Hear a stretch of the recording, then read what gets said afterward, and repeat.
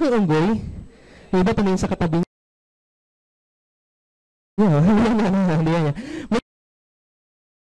May pala silang unggoy. Ngayon yung unggoy, wala lang ibang nabuhay kundi yung unggoy. So what we did is, kaibigan, yung mga soko, walang choice. Dahil total, ang mga unggoy naman yun is trained na. Tama yun?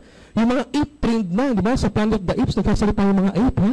Yun hindi naman nagkasalita, pero trained, no? Yun yung pet nila. So ang ginawa ng mga soko, wala silang choice para malaman kung bakit nangyari ang aksidente. Tinawag yung ape, yung unggoy.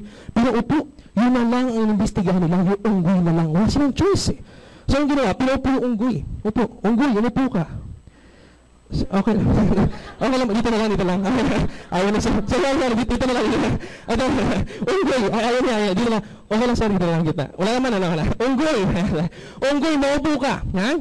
Para malaman natin kung ano nangyari sa aksidente.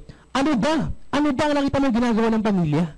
Bago mangyari ang aksidente, ano ba ang ginagawa ng tatay? Ano sabi ng unggoy?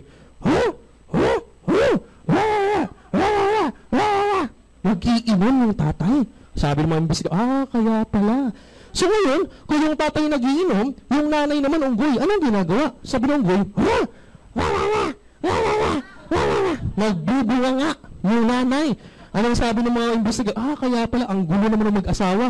Eh ngayon unggoy, ano naman ang ginagawa ng mga dalawang magkapatid? Anong sabi ng unggoy? Nag-aaway yung dalawang magkapatid. Ano sabi ng investigador? Ay, grabe pala. Ang gulo pala ng pamilya nga kaya na-aksidente.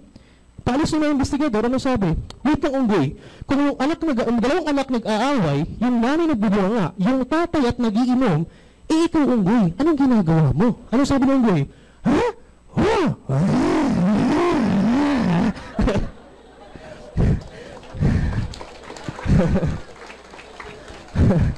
Yung unggoy yan nagdadrive.